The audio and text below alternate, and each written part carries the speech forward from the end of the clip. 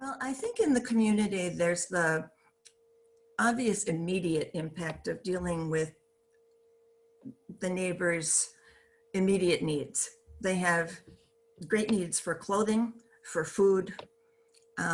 When they have needs that go beyond that, for shelter or for employment or for car repair or whatever that might be, there's an extensive network of people that they can be referred to. There's a lot of sharing within the community, so that whatever needs there are, if they can be met within the community, that's where people would look first. The other ways in which UCOM has contributed to the community, I think with the addition of all of the classes that there are, there's an opportunity for people from the community to not only take the classes, but come in and be the teacher for the classes, if that's a skill that they have. And I think that's such a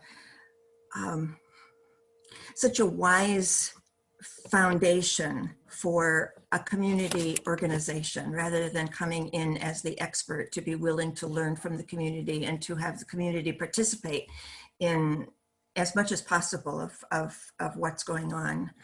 I've thought about different places and people, and there are so many over approximately 30 years of volunteering in one way or another.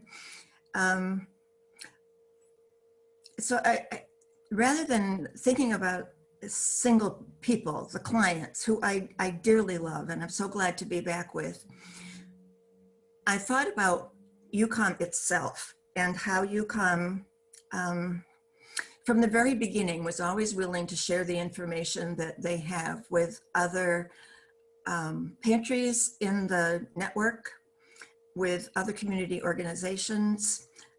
It continues to do so in terms of providing information and skills and excess food or whatever items they might have, both to the pantry system and to other organizations in town that we affiliate with in a number of different ways.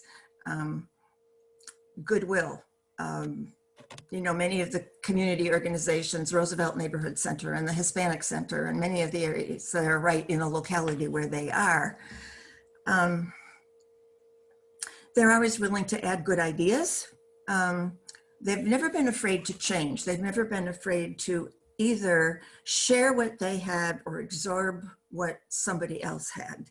So we ended up with a number of pantries that all benefited from the great ideas that people in those pantries and in those communities had. And they all willingly share rather than being territorial. And we end up with this great, synergistic, lots of wonderful things happening all over the county. The classes that are given for cooking and financial literacy,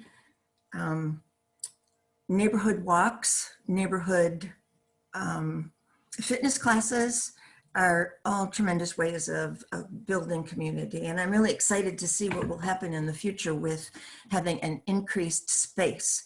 UCOM, as well as having very few staff members, has very little space.